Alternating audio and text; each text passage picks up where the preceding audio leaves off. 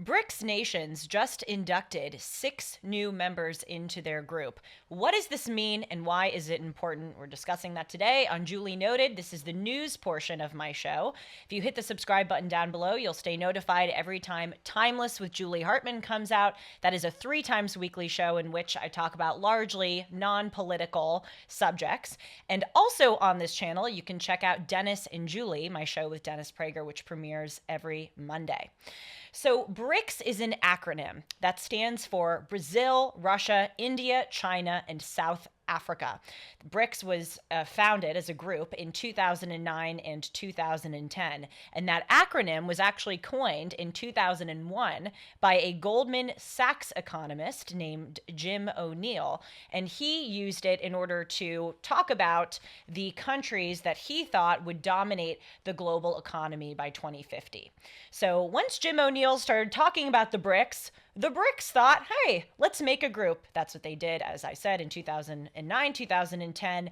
And now they have added 6 new members to their conglomeration: Iran, Saudi Arabia, the United Arab Emirates, Egypt, Ethiopia, and Argentina. They're not going to add more letters to the acronym because, my gosh, it would just turn into a sort of LGBTQIA plus minus situation. It would just get so long as to be nonsensical. So BRICS are the founders, but then there are all these new nations that are joining this economic group. This economic group serves as a de facto rival to another economic group that is Western-centered. This is called the G7, the Group of 7. Canada, France, Germany, Italy, Japan, the United Kingdom, the United States, and the European Union are the members of the Group of 7.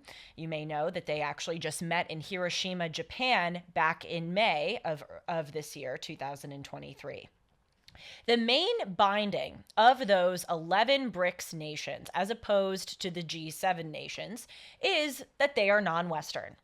And there's also a component, though not explicitly stated by these nations, but sort of more clandestinely or in a undertone way stated, is that they want to knock Western nations off of their perch. They want to come together and be a rival to Western economic dominance. And it seems, given their resources and their population size, that it may be quite achievable for them to do that.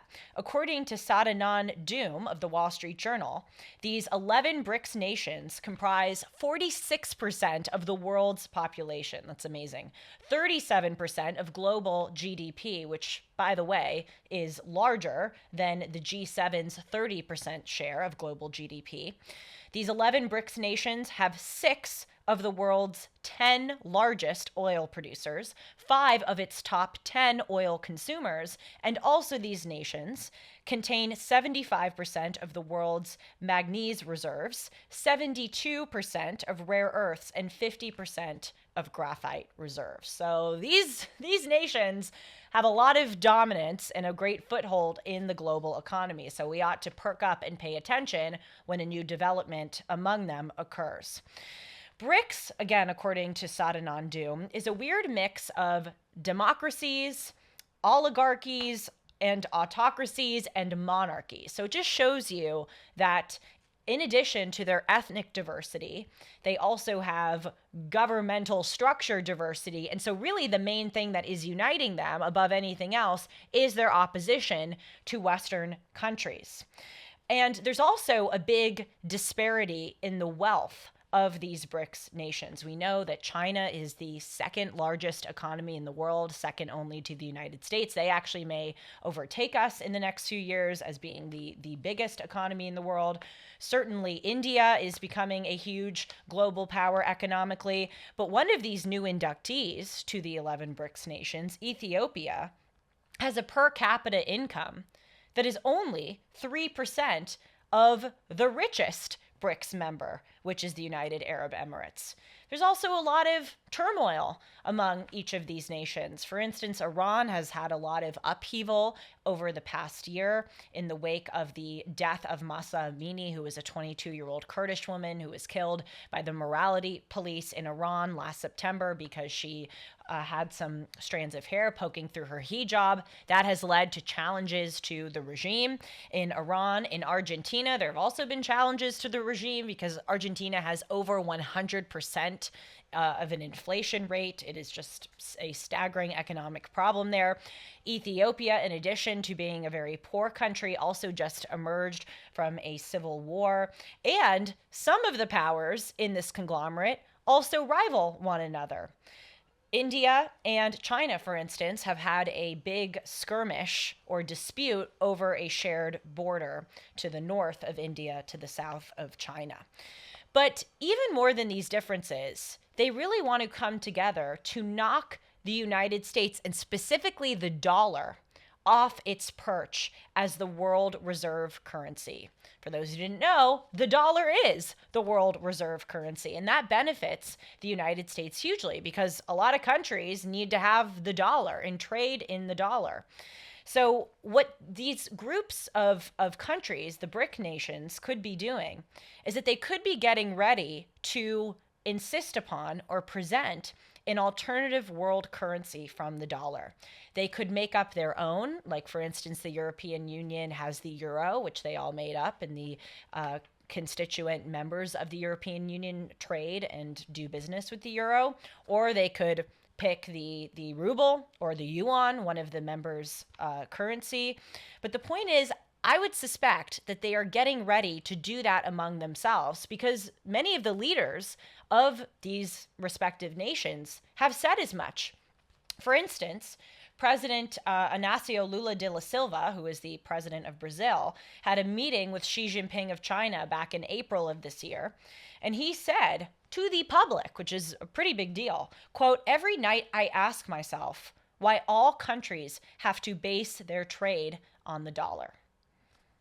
Seems to be a pretty explicit statement there that they want to move away from that dependency. And in less overt terms, in meetings between Russia and China and Russia and Iran, those respective leaders have talked about the similar thing, moving the global economy and foreign policy on top of that away from United States hegemonic influence. So what these BRICS could say is that they will only sell to certain countries or to certain individuals if those individuals pay them in their desired currency. That would be a big shakeup for the United States because that means that if we start engaging in selling or trading on a different currency, then we, the United States, would have to exchange a dollar for something else, and there would be a middleman charge in order to facilitate that transference. There would be an exchange fee, which would not be great for us.